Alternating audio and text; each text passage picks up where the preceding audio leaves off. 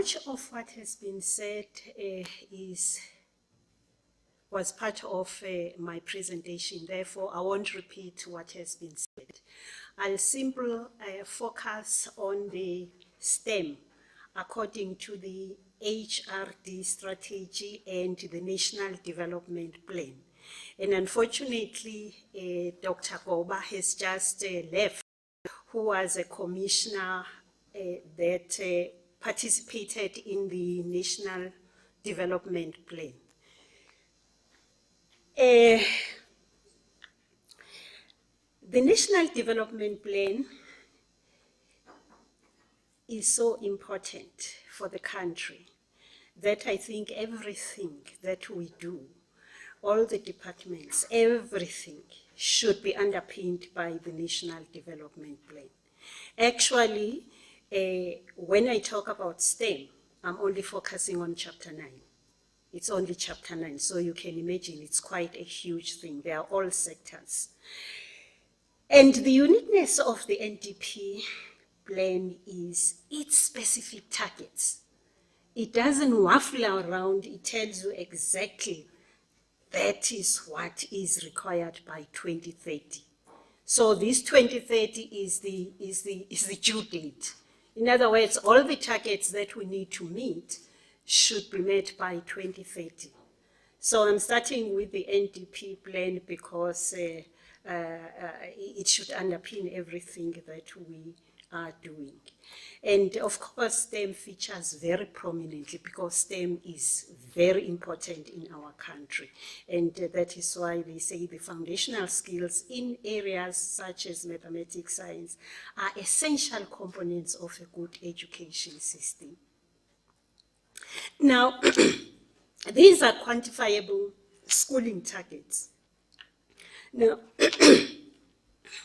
when I say schooling targets, I have schooling targets and then higher education. I've left out everything else just to focus on where the STEM is in the NDP. The first one is the acceptable level of performance. We should be 50% by 2030 in maths and science. And you know how important it is, and that should happen in about 80% of all the schools. And in actual fact, engineering, technology, scientists will realize that 50% is not good enough. Thank you so much. 50% is not good enough. To be accepted for an engineering program at UP, you must have at least 70% in both maths and science. Or then at least, that's at least. But they require you to get at least one distinction in one of the two. And therefore, 50% is really low. But the NDP is saying at least that must be the target. Because at the moment, the passing percentage is 30% in maths and science. When we say, we celebrate and we have, increase in mathematics, pass science, we're talking about 30%. We're not really talking about exactly what we need for STEM. For STEM, you don't even need 50%. You need 60% and above, at least 60% and above. And then the interesting one is the second one, that there needs to be an increase of students eligible to study maths and science by 2030 to 450,000. Okay, I'll leave that one. And then the third one is the number of people embarking on careers in STEM should be at least 3 times the current level. So we are 12 years towards 2030. I'm not sure where we are. And then let's go to the higher education. These are the quantifiable targets. Increase university science and maths entrance to, it matches the schooling one, because the other one produces, the other one accepts. The number of science, technology, engineering, and maths should increase what is left there is graduates, the number of graduates. And then by 2030, science and maths should be revitalized. I've left out E, but it's science and engineering. Now, that was the quantifiable. The reason why I talked about the NDP targets is the HRD subscribe to the NDP. As a result, if you look at the Human Resource Development Strategy, it says Human Resource Development Strategy, and then it says towards 2030, because it subscribes to the target set by the NDP. Now, just a few words on what the HRDC is all about, of which I am a member. It's supposed to be, it is a powerful advisory council. It is chaired by the Deputy President of the country. So when I joined the council, it was chaired by the current president of the country. Now it is chaired by the Honorable Deputy President Mabuza. He has attended one council meeting on the 22nd of June, and he sat there quietly and he said, I just want to learn and find out what's going on. Now, who are the members of the HRDC, of the council? There are about 50 members, about 50 plus, I think it's 50 plus. Half of them are ministers of different departments. In particular, the Department of Basic Education, and it is hosted by the Department of Higher Education for obvious reasons. It's a Human Resource Development Council. And so when I say about 50 members, when I counted about 50% of the membership are ministers, and then there are others. And then I'm the other, of course. It is intended to guide and shape the human resource development agenda. So just like the NDP, it has that objective. It provides a platform for dialogue, consensus, identify, and for me that's very important, identify skills blockages and recommend solutions. So what I'm going to talk about, you will notice that I'm not talking about the good things. My focus as an HRDC member is where are the blockages? Are we reaching our NDP targets? Anyway, that's how it was formulated. It was based on, apparently this is there are human resource development councils all over the world, apparently. And therefore, it was formulated in 2010 based on what the international councils are doing.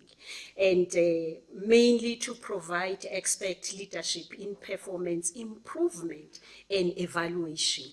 Now, when you are going to improve, you can't keep on clapping on what is working only. You have to identify what is not working, so that you can make sure that what is not working is working. So this was the key recommendation when the council was formed in 2010. These are the key priorities of the HRD strategy. You can just Google it, HRD, and then you will find it. There is an E strategy. It is formulated around 5 programs, but I'll simply point out one program, the first one, which is the foundation education with science, technology, engineering, maths, which is STEM, languages and life orientation skills. And I'm a member and the head of this forum. In other words, there are 5 programs and then there are 5 forums. I don't know what to call them. They call them champions. I don't like the name champions. But some members are champions of this, and I'm the head of the champions for program 1. Now, I just said that as a council member, our focus is identify the blockages. Where are the blockages? Unfortunately, as you can see, I tried very hard to push these statistics to 2017. It was like looking for teeth in a hen. In other words, when you, oh, okay, oh, I see, it's not the, I see I have the wrong one here. Oh, yeah, it is the right one. In other words, when you say to DBE, and unfortunately Elspeth has just left, when you say to DBE, I'm not interested in how many passed, give me how many got more than 50%, how many got more than 60%, how many got more than 70%. For STEM, that's what you are talking about. You're not talking about they passed. You want to see how did they pass, that's STEM. When you try to get this from DPE, it's not possible. So that's all the stats that I have. And the one that I have, unfortunately, was obtained. Maybe they didn't know what they just gave me. It's old, I know. But if you look at that, you will notice that we are far from it. We are far from it. Those who are getting more than 60%, if we go to 2014, because 2014 is an indicator of where we are, because 2014, it was, this was the first group that wrote CAPS curriculum, which is the current curriculum in schools. So if you look at the 13%, and I did my projections, and I found that we are not yet, we have not reached 18%. I was doing my statistical projection and trying to see what is happening. And the fact that they don't want to release this is very strange. Now, we can look at these blockages. It seems like we are not doing very well as long as we can say we are passing, meaning 30%, 40%. But the real victims here in high schools are learners. Those are the victims. We talk about teachers, we talk about everything else, but we forget about the learners. Because the learners are brilliant. They are capable. And we are letting them down.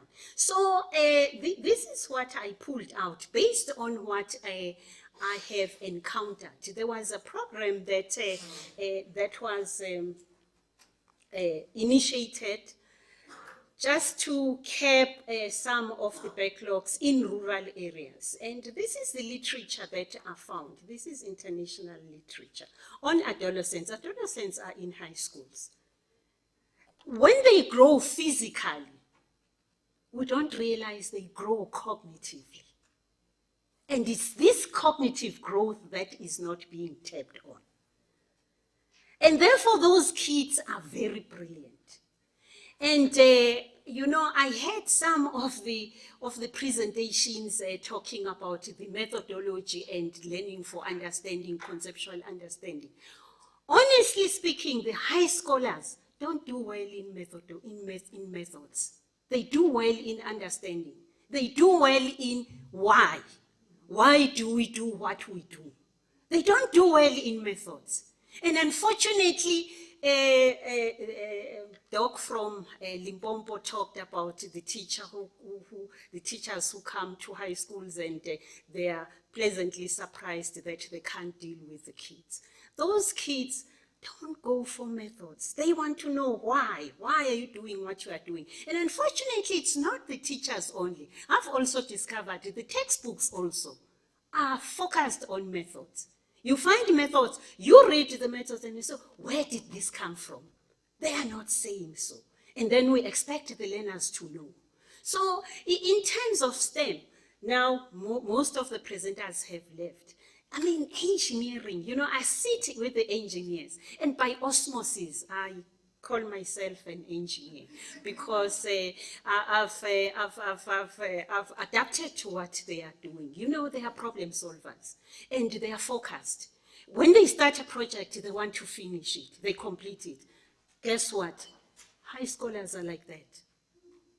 They are like that. And when we started this program, I'm going to speak about this a little bit. When we started this project, you talk to the teachers first because that's the natural place to start. Start with the teachers. If you get to the teachers, then you are going to have a multiplier effect. And then you say, what are the blockages? What are the problems? And then the teachers will say, oh no, these kids are not motivated. You don't know. They don't want to learn. Thing is, they don't want to learn methods they don't understand. You tell them where you are getting it so that they can get it for themselves. That is the problem. Right, and then now let's look at the progress. Remember that NDP was established in 2010. What has happened in terms of the policy? The DHET published the policy on the minimum requirement for teacher education qualification in 2015.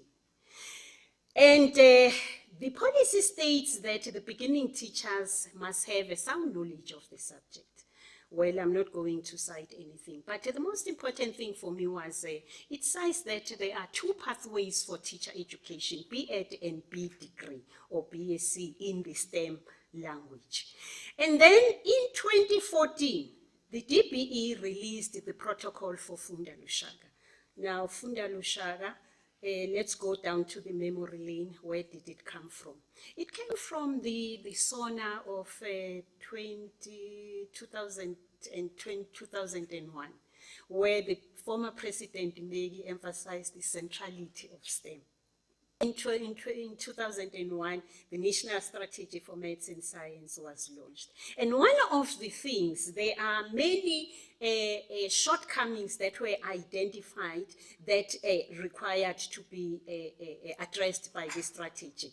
And number two is underqualified and unqualified mathematics, science, and technology educators. And then number four, lack of financial support for grade 12 graduates to train as educators in mathematics and science. That was 2001. And then 2007, Funza Lushaka was launched. Now, these were the foci of Funza Lushaka, maths and science and technology. Well, of course, economy. You can see, go down, you'll see, it's mainly STEM. Oh, okay, let me go back. But however, Funza Lushaka has become, this is one of the inspectors. And he says, no, it has not done what it was supposed to do, produce for us maths and science teachers. Now, I took my little survey for some rural schools, 26 of them of the Funza Lushaka. Out of 66 Funza Lushaka, 65 did B8 and 1 BA, no BSc. And these are the results of those schools. If there is correlation, there's something like correlation. These are the results. If you break it down, the highest were 40%ers. I'm not saying it's because they have PhD. I'm saying it seems like that needs to be looked into. I believe Funza Lushaka should have at least 50-50, BSc and B8. Now, this is what NDP is saying. Despite many positive changes, the legacy of low quality in education persists. And we need to find out why is that the case. By 2030, the schooling system will be characterized by learners and teachers who are highly motivated in STEM, I believe. Now let's look at the past. In 1995, the white paper, this is what the white paper said. The majority were denied in STEM professions. That was 1995. And if you look at the white paper, it actually said, this is what we are going to do, which is why even now the government prioritized STEM. There is no question about that. Now, today's reality, 2017. You look at the list of the scarce skills, maths and science are among them. Not to mention the professions in scarce skills. I'm simply talking about maths and science teachers. Well, I've said this, that HRDC identifies blockages. So I'm not here to clap hands and say, this is what we have done. I'm here as a council member to say, where are the blockages? And that's what we work on, the blockages. And one of the things that I believe we need to look at is the research on STEM education is dominated by quality research. And the NDP is talking about quantifiable targets. There is no way you can only focus on quality research. It should be mixed method, quantity and quality.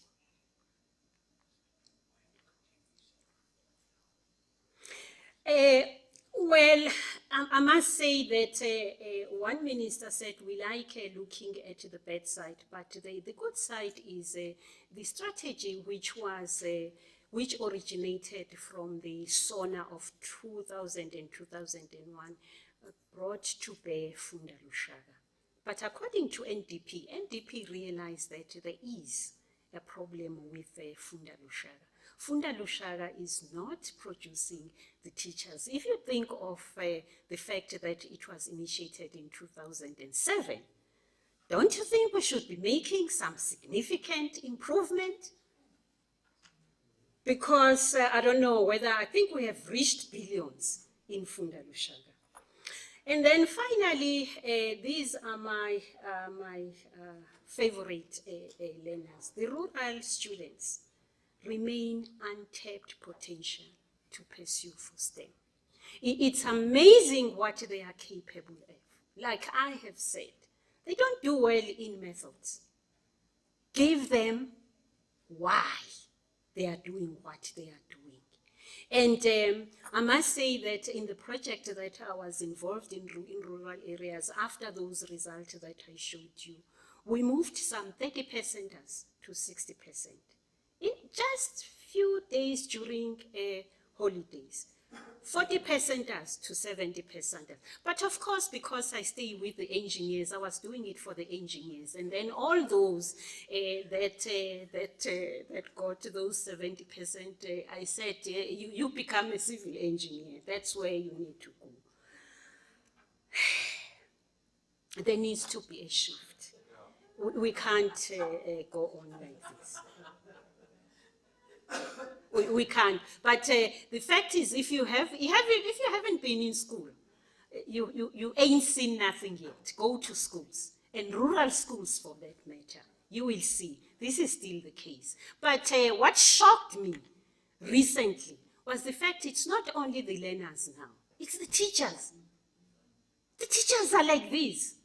They say maths is maths, and I said, huh? You are a maths teacher, you are saying maths is maths? What do you mean?